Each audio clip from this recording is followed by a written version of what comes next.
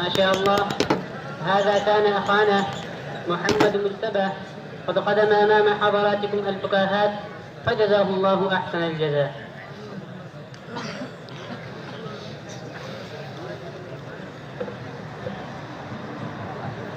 فلتنصرفوا.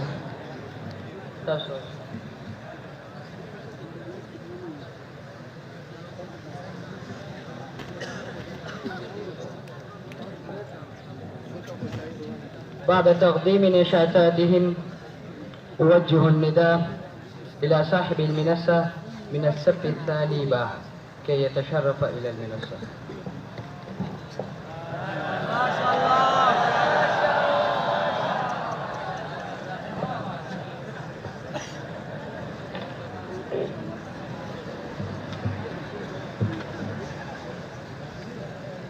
أقدم بسم الله جل وقد سما، أحمدل حمدا بالدوام موسما، أسلم تسليما كثيرا قياسما، أسلي صلاة تملأ الأرض والسماء. أيها الفضلاء والنبلاء، السلام عليكم ورحمة الله وبركاته. أولا أشكر الله عز وجل أنه وفقنا أن نتكلم باللغة العربية، ثم أصلي على من هيجنا بتكلم اللغة العربية. ولا أنسى أساتذتي أن أرحبهم في هذا الجمع المبارك، أنهم انعقدوا لنا المسابقة العربية بين الطلاب المرحلة الابتدائية بمساعدة المؤسسة الخيرية. فالآن أبدأ نشاطات صفنا بعون الله وتوفيقه. أريد أن أدعو أمامكم لإسلاد فؤادكم وإبراد أعينكم بصفاته محمد صلى الله عليه وسلم الذي هو أزهر من الشمس على كل عالم. فألفت أنظاركم إلى الطالب محمد عالم وصديقي من الصف الثاني من فرع الجامعة جلشن عمر أن يأتيا إلى المنصة وينشدا أمامكم بصوت جميل، فليتفضلا مشكورين.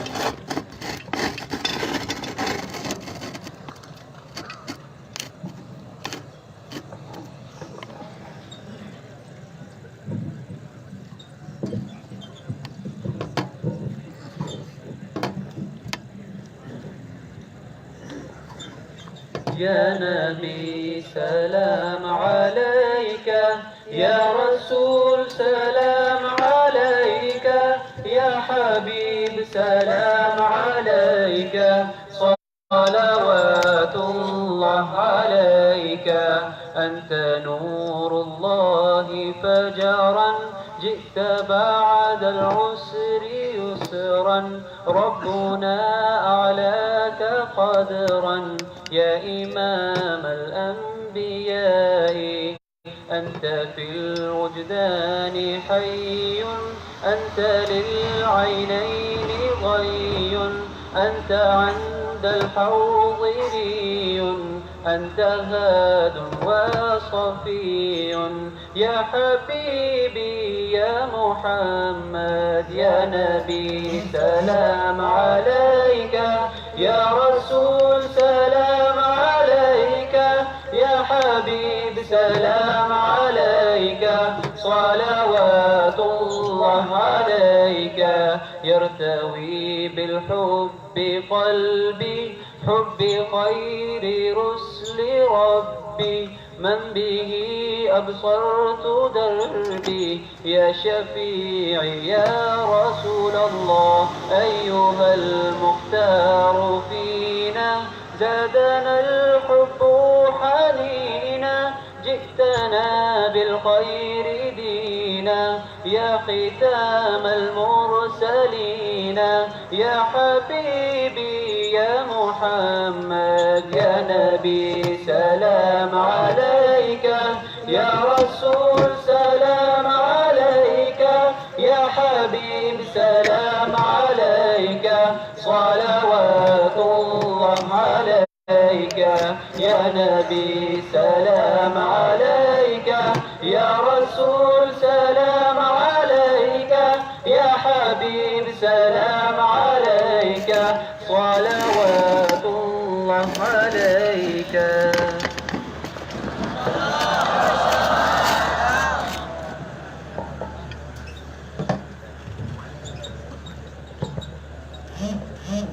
هذا كان أخانا محمد عالم وصديقه قد أنشد أمامكم النشيد الطيب بصوت جميل. والآن أدعو أمامكم إدريس بختيار من الصف الثاني من فرع الجامعة للخطابة على الموضوع قيمة الزمان عند عباد الرحمن، فليتفضل مشكورا.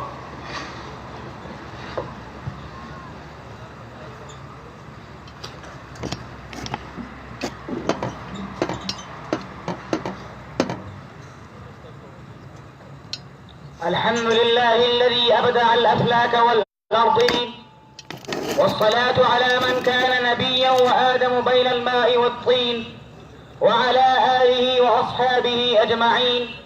أما بعد، فأعوذ بالله من الشيطان الرجيم.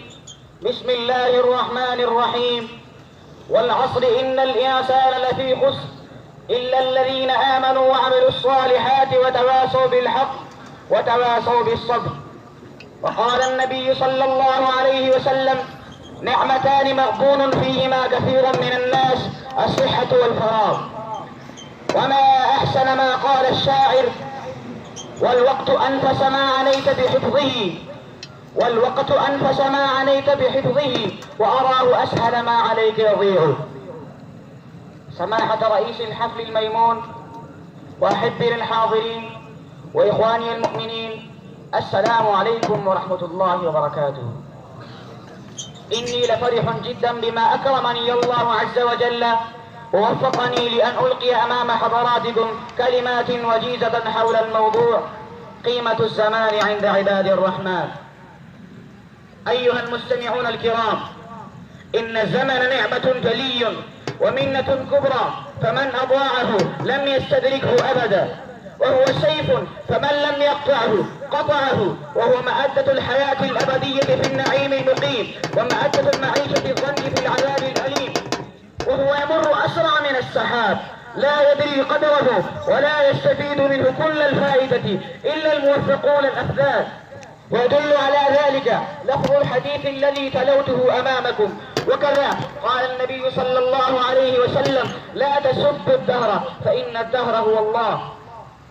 فانظروا يا إخوان، انظروا كيف وضح النبي صلى الله عليه وسلم فضل الزمن ومكانته روح الشمس. فعلينا أيها الإخوة الكرام أن نحسن الاستفادة من هذه النعمة العظيمة، وننظم حياتنا وأوقاتنا بنظام، ونبعد من الوقوع في الفضول في الكلام والطعام والحفلات والندوات واللقاءات، كي نتمكن من تقديم أوفر الآثار الزاكيات وأطيب الحسنات الباقيات للدار الآخرة. وأخيرا أقول قولي هذا، أستغفر الله لي ولكم ولسائر المسلمين، واستغفروه إنه هو الغفور الرحيم. هذا أخونا في الله إدريس بختيار قد نثر أمامكم الأزهار الجميلة على أهمية الوقت بأسلوب شائق وختاب بارع وتعبير رائع. والآن أدعو أمام حضراتكم الطلاب محمد أحمد علي وأصدقائه يبينون المسألة الأهمة ومتعقدة بشكل المسرحية التي اعتذرت لهم، ويفزوا إليكم بمعلومات ما حولها، فليتفضلوا مشكورين.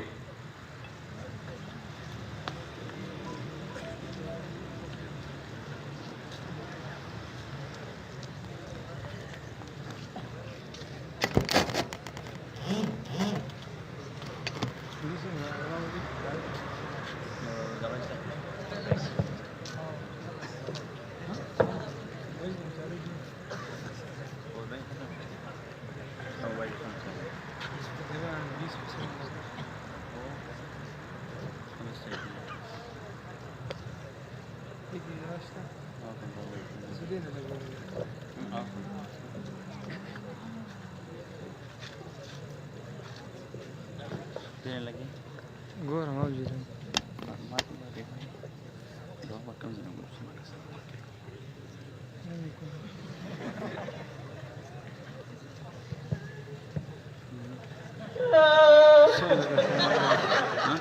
सोलह का 18 13 السلام عليكم. وعليكم السلام ورحمة الله وبركاته. كيف صحتك؟ صوتي ليس جيدا. ماذا أصابك؟ ما المشكلة؟ يا طبيب، أشعر ألما شديدا في أذني.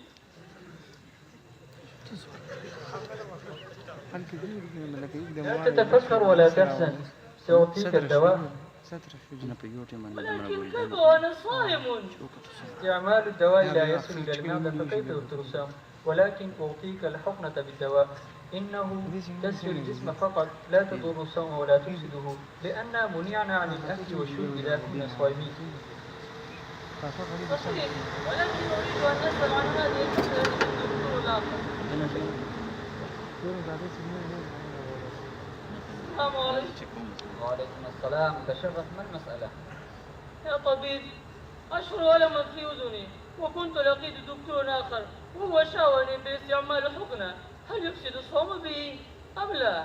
هل هو لا يسري إلى المعدة؟ نعم، هي تسري إلى المعدة، فعليك أن تقطر قطرة في أذنك، وهي لا تسري إلى المعدة. القطرة، ولكنها يبلغ المعدة، لأن السبيل هناك ما لنا ألا نسأل من عالم باهر. صحيح، نحن نذهب إلى العالم.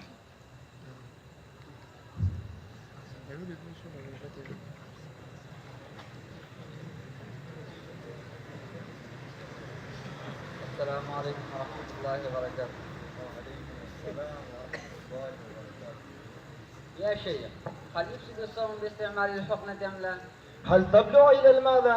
نعم، تستعمل بالوريد وهي تبلغ المعدة. لا تبلغ إلى المعدة، ولكن قطرة الأذن تبلغ إلى المعدة. هذا تخفيف جديد. لا، بل تسري إلى المعدة. لا تسري إلى المعدة، لا تسري إلى المعدة، لا اسكت. هذه مسألة عظيمة ودقيقة، وأنا متذبذب في هذه المسألة، فلذا نرجع إلى رئيس المجلس الفقهي في الجامعة العثمانية وفقيه العصر الشيخ مفتي علام الرحمن دامت بركاتهم العالية، ونستدعي منه بانعقاد ندوة علمية وفقهية في الجامعة العثمانية ليأمن الناس عن الضلال. يا سماحة الشيخ ويا أهل الحل والعقد، نلتمس منكم أن تنعقدوا لنا ندوة علمية وفقهية في الجامعة العثمانية لحل هذه المسألة. إن شاء الله. جزاكم الله خيرا. السلام. إن شاء الله.